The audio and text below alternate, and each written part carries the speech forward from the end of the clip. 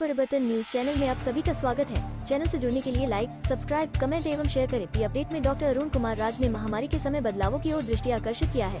स्कूलों एवं कॉलेजों तथा कई संस्था में शिक्षा बदलाव को ऑनलाइन के जरिए शिक्षा व्यवस्था किया गया। शिक्षा को डिजिटल की ओर आकर्षित किया गया। ऑनलाइन क्लास हुआ, इसमें कई बच्चों ने अभाव के कारण वंचित हुए। आंकड़ों के साथ विषयों पर चर्चा करते हुए जानकारी साझा किया है। ललिता कुमारी गृहिणी ने भी बदलाव खान-पान को लेकर जानकारी साझा किया है। फास्ट फूड से हटकर लोगों ने पौष्टिक आहार की आकर्षित हुए। घरों में शरीर को पौष्टिक आहार के जरिए प्रतिरक्षा प्रणाली को बढ़ाया है। इसी विषय पर जानकारी साझा किया है। नमस्कार, मैं डॉक्टर अरुण कुमार। महामारी ने बढ़ाई शिक्षा की खाई। भारत में 29 करोड़ बच्चों की शिक्षा प्रभावित। कोरोना महामारी ने दुनिया भर में स्कूलों को बंद कर दिया है। अकेले भारत में इनसे 29 करोड़ बच्चों की शिक्षा को प्रभावित किया है। पहले से ही 60 लाख बच्चे स्कूल से बाहर थे। आर्थिक तबाही बढ़ने के चलते कई परिवारों की आर्थिक असुरक्षा के कारण बच्चों की पढ़ाई छोड़ने से यह संख्या और बढ़ सकती है। ब्रुकिंस के एक अध्ययन के अनुमानों के मुताबिक 10 करोड़ से ज्यादा लोग अत्यंत गरीबी की अवस्था में पहुंच गए हैं और उनमें से एक बड़ा हिस्सा भारत में है। विश्व बैंक और अंतर्राष्ट्रीय मुद्रा कोष दोनों के मुताबिक दुनिया ने पिछले 80 वर्षों में अर्थव्यवस्था में इस तरह का संकुचन नहीं देखा था। भारत का जीडीपी चालू वर्ष में 10% से ज्यादा घटने की आशंका है। इसके कारण नौकरियां जाएगी और बेरोजगारी बढ़ेगी। कई कंपनियों ने अपने कर्मचारियों को वेतन कम देने का फैसला किया है। आर्थिक गतिविधियों की इस तीव्र कमी ने बच्चों की शिक्षा पर प्रतिकूल प्रभाव डाला है। स्कूल में नए बच्चों के दाखिला पर महामारी का तत्काल प्रभाव पड़ा है। असर के ताजा अध्ययन के अनुसार एक सर्वेक्षण से पता चला है कि कई छोटे बच्चों ने स्कूल में दाखिला नहीं करवाया है। 6 से 10 आयु वर्ग के स्कूल से बाहर रहने वाले बच्चों के आंकड़ा में तेज उछाल देखा गया है। 2018 में यह आंकड़ा 1.8% था, जो 2020 में बढ़कर 5.3% हो गया है। 16 साल तक के सभी बच्चों में 4 से 5.5% बच्चे स्कूल से बाहर हैं। कुछ हद तक इसका कारण यह भी है कि कोविड के चलते नामांकन प्रक्रिया अब भी पूरी नहीं हुई है। लेकिन मुख्य रूप से इसका कारण यह हो सकता है कि माता पिता ने वायरस के डर से या पढ़ाई का खर्च वहन करने की असमर्थता के चलते अपने बच्चों को घर पर रखने का फैसला किया हो। यहाँ तक कि दुनिया के अन्य विकासशील क्षेत्रों में भी स्थिति इसी तरह है। नौकरियां जाने और वेतन कटौती के चलते परिवारों की आर्थिक असुरक्षा ने वैश्विक स्तर पर बच्चों को मुसीबत में डाल दिया है। अधिकांश विश्वविद्यालय द्वारा शीघ्रता से अपनाए गए शिक्षा के वैकल्पिक तरीकों ने निम्न आय वर्ग के परिवार के छात्रों के लिए गंभीर समस्याएं पैदा कर दी है। इस तरह की समस्याएं दुनिया भर में है। असर के अध्ययन और IMF की रिपोर्ट दोनों एक तथ्य को उजागर करते हैं कि शिक्षण के लिए स्मार्टफोन की उपलब्धता अपर्याप्त है, इंटरनेट कनेक्टिविटी कमजोर है तथा टीवी, रेडियो, भेजी गई शिक्षण सामग्री जैसे अन्य साधनों का सहारा लिया गया है। माता पिता की शिक्षा के स्तर के आधार पर छात्रों के सीखने के स्तर में परिवर्तन होता है, लेकिन ऑनलाइन शिक्षण में का भारत में बहुत सीमित प्रभाव पड़ा है। असर का सर्वे बताता है कि 38.2% बच्चों के पास स्मार्टफोन नहीं है। निम्न आय वर्ग के बच्चों की शिक्षा महामारी से बहुत बुरी तरह प्रभावित हुई। पहले तो स्मार्टफोन तक उनकी सीमित पहुंच है और उनमें से लगभग 40% आबादी ऐसी है जिनके पास स्मार्टफोन नहीं है। टीवी, रेडियो और पाठ्य पुस्तकों पर निर्भरता भी पहुंच का यही सवाल खड़ा करती है। लेकिन चूंकि वे पारंपरिक पाठ्य पुस्तकों के जरिए पढ़ने वालों में से होते हैं, इसलिए घर पर उपलब्ध सीमित समर्थन के साथ उनके सीखने का स्तर पहले की तुलना में खराब होने की आशंका है। इसका एक संकेत इस आंकड़े से उपलब्ध है कि सर्वेक्षण सप्ताह के दौरान लगभग 30% छात्रों ने कोई पढ़ाई नहीं की। इसके अलावा मात्र 30% छात्रों को ही स्कूल से कुछ शिक्षण सामग्री मिली।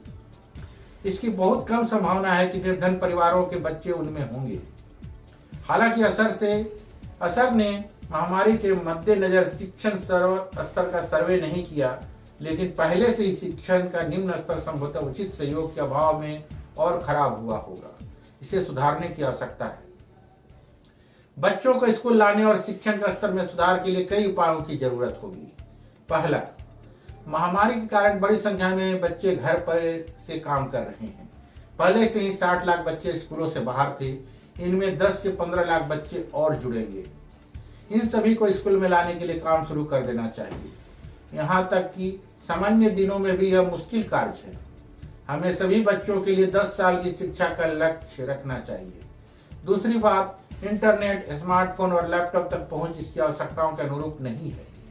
कई बच्चे ऑनलाइन शिक्षा की सुविधाओं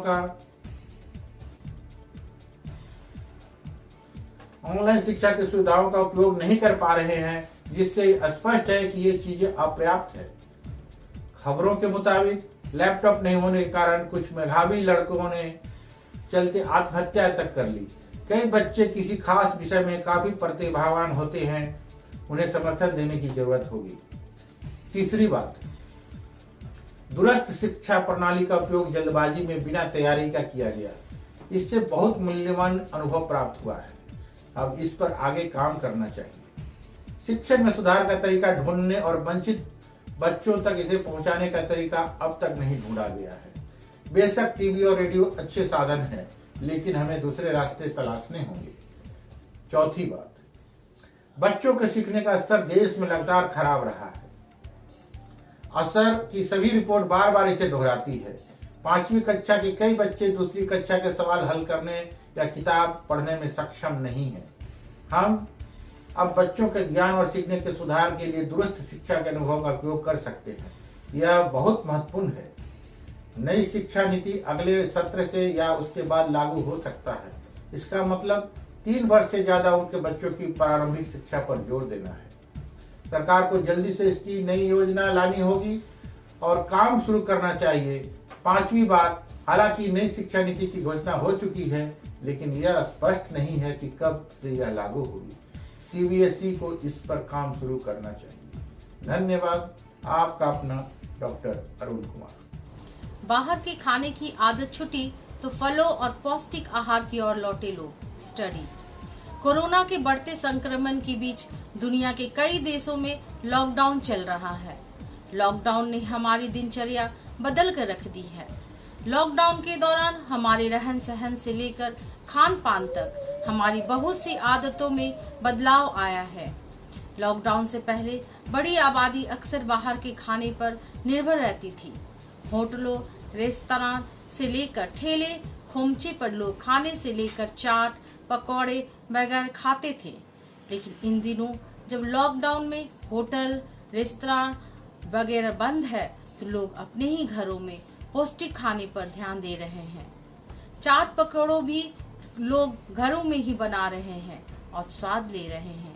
आइए जानते हैं हमारे खान पान में और कौन से बदलाव आए हैं। खाना या पैक्ड फूड खाने वालों की आदत भी बदली है। लोग इस तरह के खानों से बच रहे हैं। विक्रेता भी अब सब्जी और फल बेचने में अधिक दिलचस्पी दिखा रहे हैं। पाचन भी हो रहा है ठीक। जब से लॉकडाउन हुआ है, तब से तैयार खाना खरीदने वालों की संख्या घट गई है।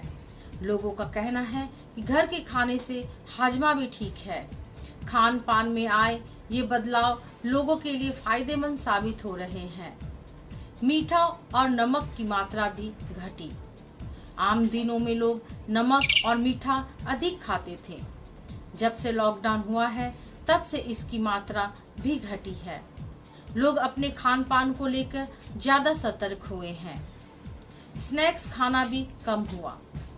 स्नैक्स का भी उपयोग घटा है और आटा व दूसरे पौष्टिक खाद्य पदार्थों की मांग बढ़ी है। हालांकि